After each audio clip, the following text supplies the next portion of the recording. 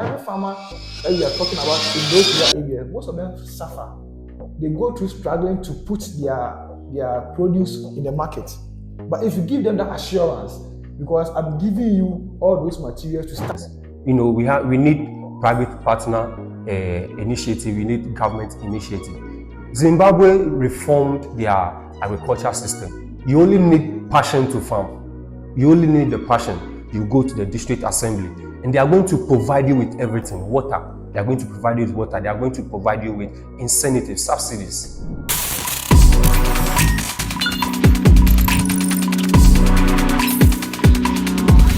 Hello everyone, welcome to the Evolve podcast. My name is Matilda and today I have with me two vibrant young men that are here to share with us their knowledge on agriculture in Ghana, and that is the participation of the youth in agriculture in Ghana. Can you please tell us about yourselves? Okay, thank you so much for having me, particularly on this topic, and greetings to your audience. So my name is James Ni Ama Okai, and I did my first degree in the University for Development Studies, and I read agriculture technology, and I'm currently reading my second degree, which is my master's degree program in Rudin University, and I'm currently with the key interest of crop nutrition agronomy. Thank you so much. I'm also privileged to be here, especially because it deals with agriculture. So my name is Said Babana Raouf. I pursued Bachelor of Science in Agriculture in Ghana, University of Cape Coast. And currently, I'm also in Ruden reading Master of Science in Agronomy. Yes, and my key interest also is in the soil and then breeding of seeds. Today we are going to talk about the youth in agriculture. How is the participation of the youth in agriculture? But before that, can we talk about the current state of the agricultural sector in Ghana? Like, is it seeing growth, or I don't know how to put it, because I see a lot of farmers coming out to complain about low crop yield. It's like almost everyone is complaining. But how do you see the current state of agriculture in Ghana? Okay, with this question, I'm trying not to play a controversy here. I will not say there has not been work done, but there is more room for improvement. We could see a lot of production and policies that has been outlined, but there is a fundamental problem that we need to solve. And currently, when you look at the average age of farmers, particularly in Africa, it's around 55 years. And in the national population that was being organized, the individuals that are aged between 15 to 35 years are about 38.2% of the population. That means there is a potential in this industry, and there is a need to cut down imports. And so we are getting there, but there's more room for improvement. All right. So, like you said, it's quite interesting when you are talking about agriculture in Ghana. What I would say is, Ghana, we are doing well in producing food, but then in terms of agriculture as a whole, we are not doing that much. Yeah, sometimes we have that controversy, like you said, but farming and agriculture, it's not the same thing, right? Yes. So Ghana is doing well in terms of producing food, but agriculture as a whole, we are lacking behind, and that is what me too, I would say. So do you think it is as a result of, there are a lot of factors that contribute to some of these things. Let's talking about low crop yield. Yeah. Is it because our farmers are so embraced with the outmoded farming practices, or is it financial problems, maybe lack of labor, poor access to farming equipment? Like, what would you contribute all these problems to? Okay, thank you. When we talk about input, finance, and all these other factors that contribute to production in agricultural crops, we we could see that there is outline of great policies in our nation. There are great policies: planting for food and jobs, youth in agriculture, women in agriculture. A lot of policies have been outlined. But the problem is with the implementation. And if they are saying they have implemented, what are the indicators that are showing the growth? Are they the progress? Thank you, the progress of this initiative. And as at with adoption and all these things have been outlined in these policies, but there are no indicators that is showing the progress of these initiatives that has been outlined. Okay. So it is safe to say that we have a lot of institutions coming out to help curb these problems that we are facing in Ghana. But should I say they haven't put measures to track the progress of these interventions? Because if you, let's say you are coming to provide farmers with fertilizer, there should definitely be a way to measure the progress of this intervention. You don't just give them the fertilizer and then you go back and relax and hope that you see progress. Some might sell the fertilizer. You have done your part, all right, but it is good to track till the end of the whole production process so that you know they have really used it for its purpose. Okay, but do you think there are some misconceptions surrounding the agricultural sector? Because I think these days it is better, but initially the youth didn't like to go into agriculture at all. The people saw it to be a dirty job, risky, and yeah. All right. So my brother mentioned something that is very interesting. Yeah. Let's be realistic. The way he mentioned about policies and then not having indicators to know that we are moving forward. Now, truth be told, all these policies that he was talking about, it's engineered from political backgrounds, how they will speak in a way that people will accept them. But at the end, you realize that what that they are talking about is not something that is realistic that we can put in place. And then, so the topic is in line. Then you mention about misconception. If you are going to deal with agriculture, you have to look at some mindset behind it, and that is the foundation. If you're able to come out with a problem, this is how the problem is. This is how you're going to deal with it. And now it's not about the policies. The problem is there, it's not solved, and you are bringing policies. You get what I'm trying to say? Yeah. So you look at the misconception about it. Now, for instance, people believe that the moment you say agriculture is what? Farming. Yes. But this is something that I want us to understand very well, especially the youth. When we say agriculture, it's not just farming. Farming is a subset of what? Agriculture. Yeah. Agriculture is just raising crops and or rearing animals. But when you talk about, agriculture, we think about the impact on the environment, how to, mitigate it. We think about how we can come out with some, practices that are friendly to the environment. So it means that we are protecting our environment, we are producing enough food to feed the world. But then we are focusing on only producing. And that is the mindset that people have about agriculture. But it's not just like that. Okay. So let me come in with some misconceptions about agriculture. Growing up, there is a whole historic stigma about agriculture, that it is a hard and dirty work, and it's mostly for the aged and rural folks. They say agriculture is less lucrative. There is labor intensive as well. That is, my brother was trying to bring out the point. And currently agriculture has been improved. There is a whole, what we call the digital farming, the precision farming that has been involved in agriculture. There is what we call the automation. You can literally sit in your office and you are directing everything that is happening in your farm.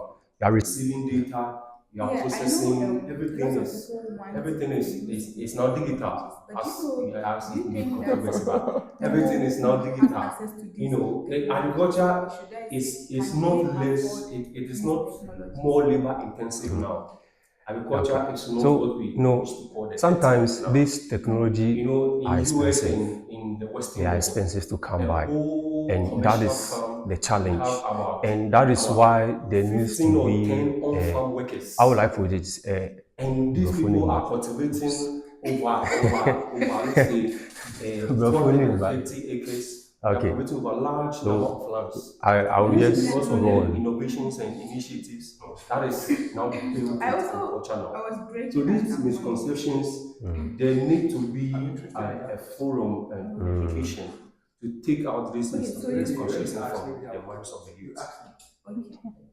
You spoke about precision farming, digital farming, and some other technologies that have made farming much easier these days and less labor intensive as compared to years back. Yeah.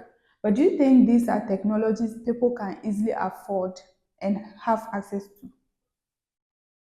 Okay. So when we talk about these technologies, you know, they don't come by easy. Yeah. It's expensive. It's expensive to, I will not lie, it is expensive.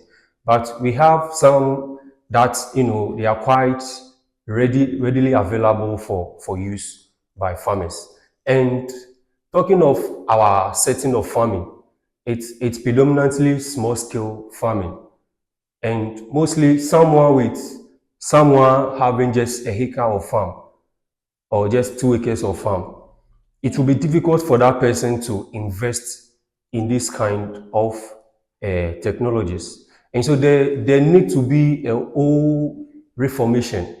There need to be what we call uh, land banks. This is happening in where I did my national service in Ghana. That is the pond irrigation scheme.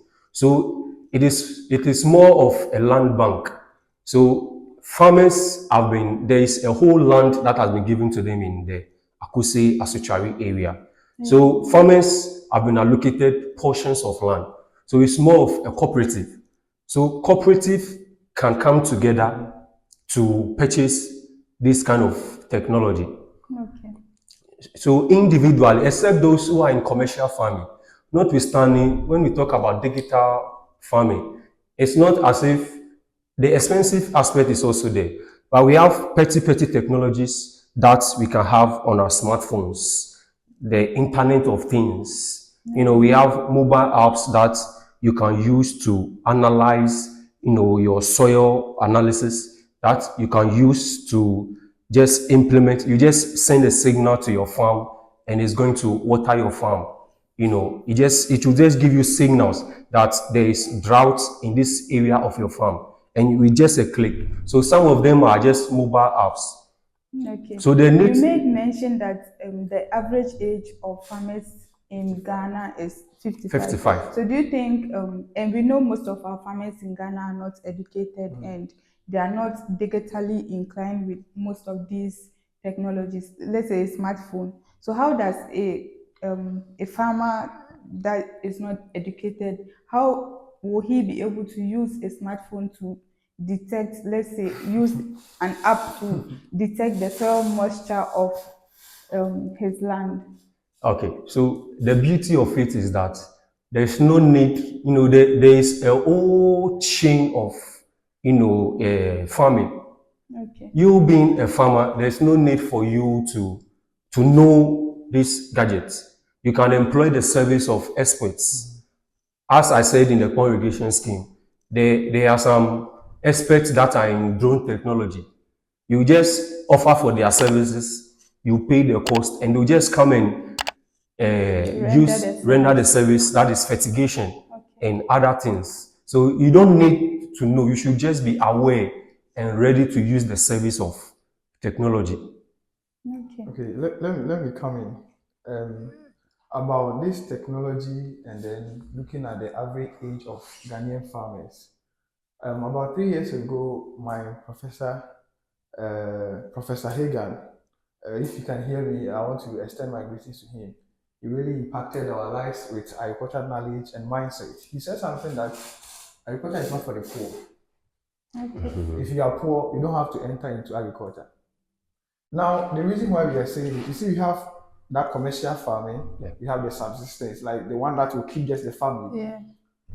Imagine we having this average age of farmers, they entering into agriculture, and then maybe they have that half acre of land, and you want, like we are saying, that the government should come in that area of land. If it's not cooperative, like you are saying, fantastic. If it's cooperative, all of us, maybe from here to maybe that building, all that land that we are seeing is just rice. Are you getting it? Managing by one person. Those farmers that are involved, we allocate maybe the chain that you mentioned, maybe cultivation. Are you getting it? Maybe after that we have maybe harvesting. We go and process it. The farmers that are in the chain, they have to benefit. But if it is just you alone, individual farmer. Yes, I'm cultivating rice on this portion of land, and then the next one is maybe cassava. You don't expect that machinery to operate throughout the land. Okay. So we have to, that's why we are talking about the misconception that people think that farming is for the poor. Isn't it? Yes, when you are into farming, you are poor. And then it's for those in the rural areas. Those people have to involve in farming, but that is not the case.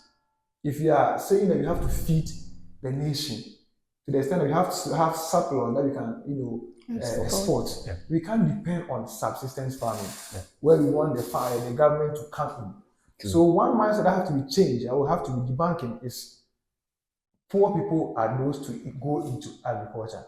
Now, when you look at Ghana right now, if you want to talk about commercial farmers that are doing well, you must have necessarily mention people like those who are just managing it themselves.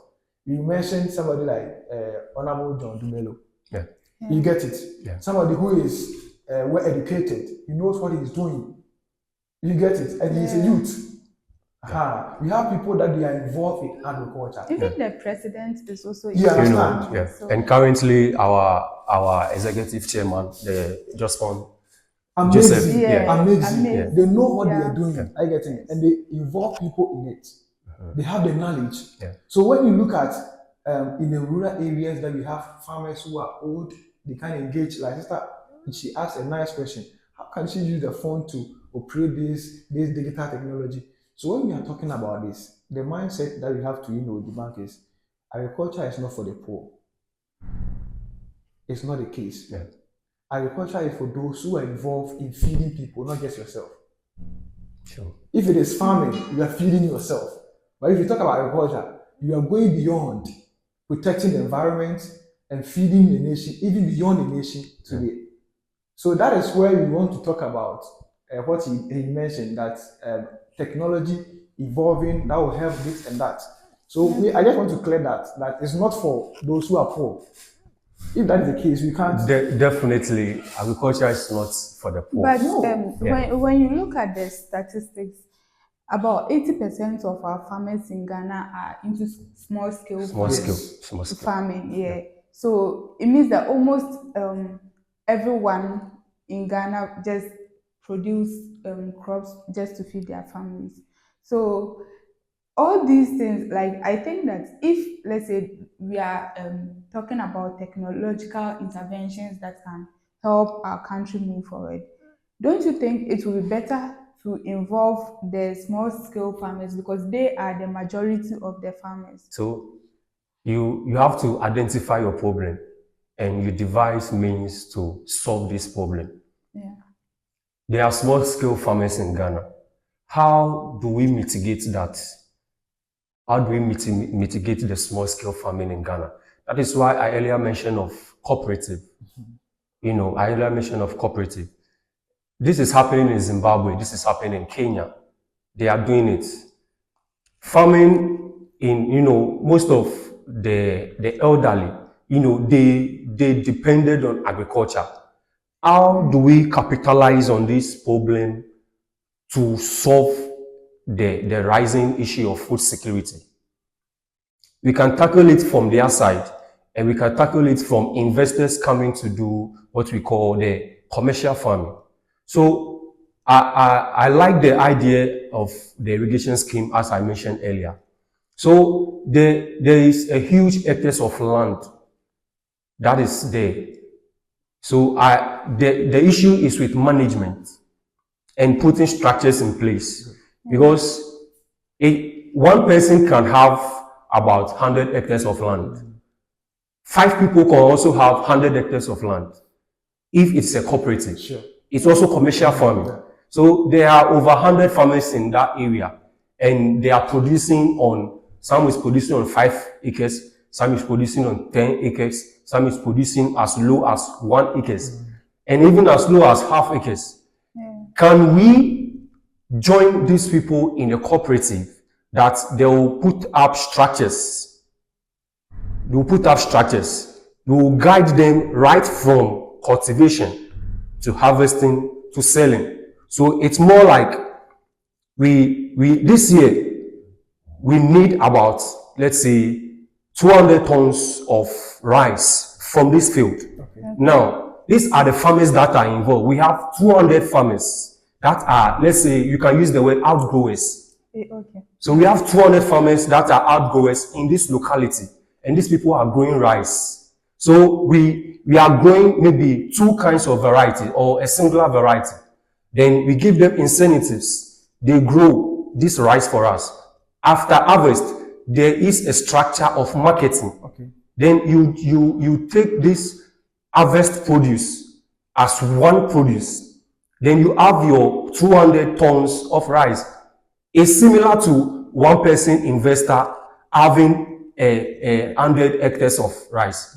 But this time it's a cooperative. So there should be a whole management and a system in place that will localize our small scale farming to produce as commercial farming. I think when we go into this system, it's going to help us.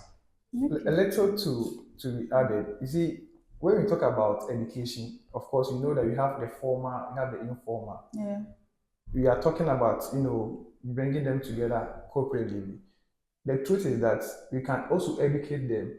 For instance, you see, Ghana, we have different soil type in different regions. Yeah. Yeah. Maybe when you go to the northern sector, I don't really know, but they grow yams and those things over there. Yeah. Yeah. So if, let's say, we have about 100 farmers in that region, we can just bring them together.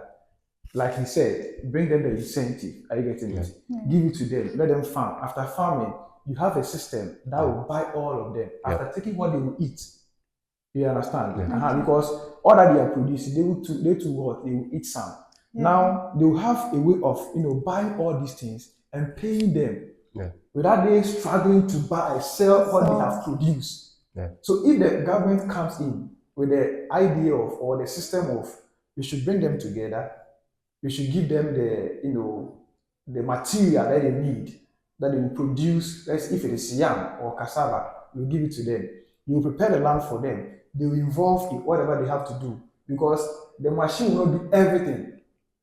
You understand? So the land is for them, and then they have maybe some normal tools. But then when it comes to the land preparation, the government will come in, the materials for all these things you provide. At the end of harvesting, we have a system that will just buy all of them and give them money. That will be easier for the farmers. Yeah. When you go to different areas where rice cultivation is ideal, you will not like it in a way that this place is good for rice, but somebody is cultivating rice, somebody is cultivating maybe cassava. Yeah. But you have to talk to them, you educate them, all of you. At the end of the day, you will not struggle, because every farmer that we are talking about in those rural areas, most of them suffer. They go through struggling to put their produce in the market. But if you give them that assurance, because I'm giving you all those materials to start, at the end of the day, I'm going to buy it. The farmer will be, interested, to be engaged, to be involved. At the end of the day, the government will buy it.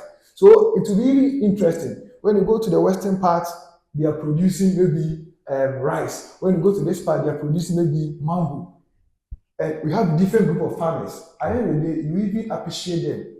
There is something that we'll talk about later on when it comes to farmers, their children. Yeah. Okay, I think that's really a great idea. If we are able to start something like that, it will help a lot of people, especially farmers that don't even have the inputs Sure. to start their cultivation. Mostly, some of them go in for loans, and when the crops don't do well, they start following, chasing them everywhere for the Of monies, course, and they there's a can't risk. even pay. Mm. So I think it's actually a great idea. If we are able to start something like that, it will help our farmers a lot. I have this question. Okay. I think mostly people talk about some hindrances to agriculture in Ghana. Yeah. Is finance the most, issue to talk about? Like this is the main constraint in agriculture. Because everybody mentioned the money to start, the capital, is it the real issue? For me, I think finance is one of the most pressing issues. The most pressing. Yes, it's Okay. one of the most pressing issues. But there are other factors that we pay less attention to, and that is information. When you are going Amazing. into farming, what information do you Amazing. have? What type of crops do you think will do very well on the land you want to cultivate your crops on? Okay. Like, there are a lot of things to consider. You have to put a lot of things in place when you want to go into farming. So, like, farming is not a promised business. There are so many unforeseen circumstances that can come, and then you lose everything. What structures are you putting in place so that when this happens, you have a backup plan? We have to, like, people need to do a lot of research when they want to delve into farming. You don't just wake up and because you have a piece of land somewhere, oh, I want to grow granules on this land, and then you start. Get experts to check that. We have a lot of like sari. Yeah. We have sari at in Ghana. Talking of the northern region, we have sari in Tamale, that's Ampala, and they are really helping a lot of farmers there. When you need any information, just go to them, talk to them. They will help you out. You don't take decisions on your own, and then when it backfires, it becomes a problem for everybody. Yes.